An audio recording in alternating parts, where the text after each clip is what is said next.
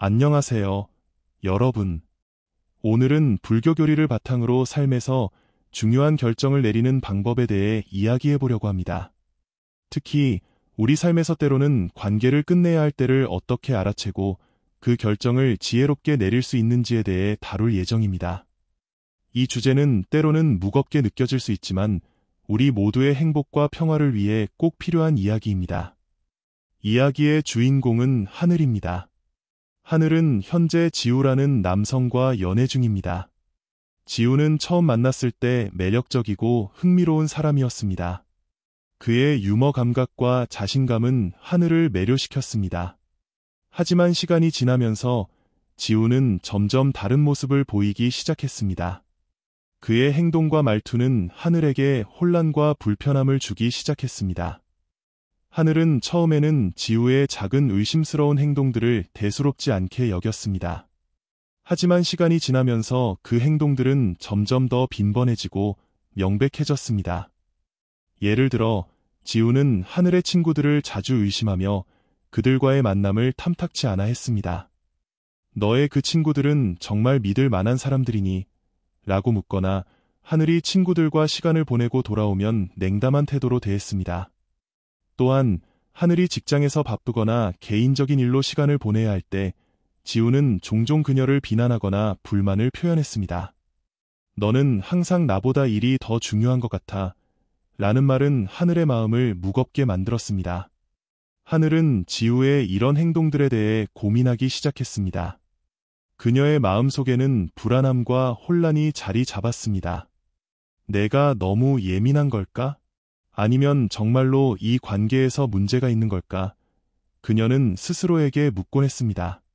그녀는 지우를 사랑했지만 그의 행동이 자신의 행복과 정신적 평화를 해치고 있다고 느꼈습니다. 하늘은 지우와의 관계에서 느끼는 혼란과 불편함을 해결하기 위해 마음의 평화를 찾고자 근처에 있는 한 사찰을 방문하기로 결심했습니다. 사찰은 고요하고 평화로운 분위기로 가득 차 있었고 하늘은 그곳에서 마음을 정리하고 싶었습니다.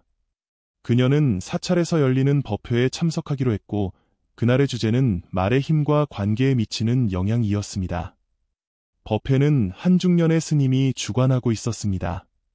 스님은 부드럽고 따뜻한 목소리로 이야기를 시작했습니다. 우리가 하는 말은 단순히 소리가 아닙니다. 그것은 우리의 마음을 드러내고 상대방의 마음에 흔적을 남깁니다. 때로는 그 흔적이 따뜻한 위로가 되기도 하고 때로는 깊은 상처가 되기도 합니다. 하늘은 스님의 말을 들으며 자신이 지우와의 관계에서 느꼈던 감정들을 떠올렸습니다. 스님은 이어서 위험한 말에 대해 설명했습니다.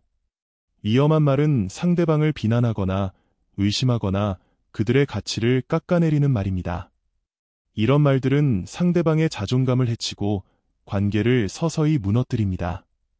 우리가 사랑하는 사람에게 이런 말을 한다면 그것은 그들의 마음에 독을 뿌리는 것과 같습니다. 하늘은 이 말을 들으며 지우가 자신에게 했던 말들을 하나하나 떠올렸습니다. 너는 항상 나보다 일이 더 중요한 것 같아. 너의 친구들은 정말 믿을 만한 사람들이니? 이런 말들이 그녀의 마음속에서 울려 퍼졌습니다. 법회가 끝난 후 하늘은 스님을 찾아가 개인적으로 대화를 나누고 싶다고 요청했습니다. 스님은 흔쾌히 그녀를 맞아주었고 하늘은 자신의 이야기를 조심스럽게 꺼냈습니다. 스님, 저는 지금 연애 중인데 제 연인이 저에게 하는 말들이 저를 많이 힘들게 합니다. 그 말들이 저를 의심하게 만들고 제 가치를 낮추는 것 같아요. 그런데도 저는 그 사람을 사랑하고 있어서 이 관계를 계속 유지해야 하는지 모르겠어요. 스님은 잠시 생각에 잠기더니 부드럽게 대답했습니다.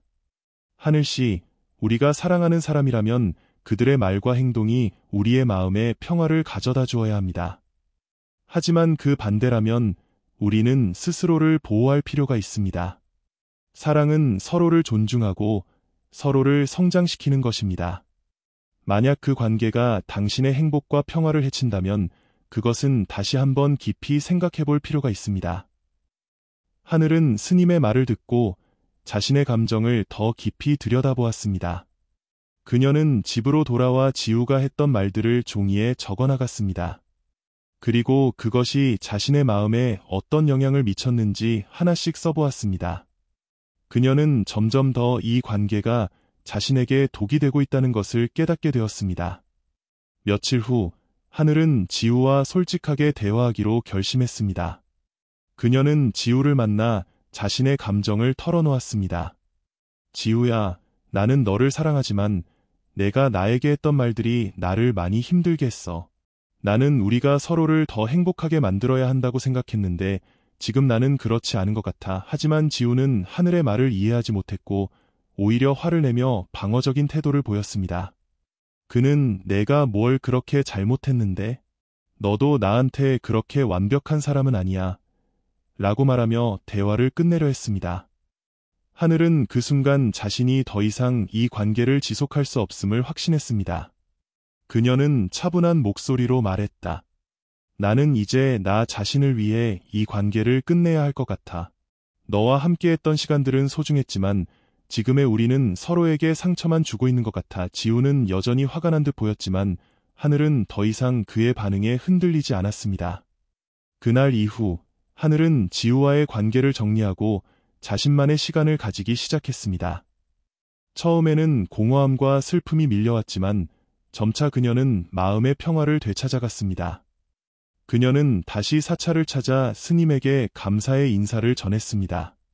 스님 덕분에 제가 제 마음을 더 깊이 들여다볼 수 있었어요. 이제 저는 저 자신을 더 사랑하고 존중할 수 있을 것 같아요. 스님은 미소를 지으며 대답했습니다. 하늘씨, 당신이 용기를 내어 자신의 행복을 선택한 것은 정말 훌륭한 일입니다.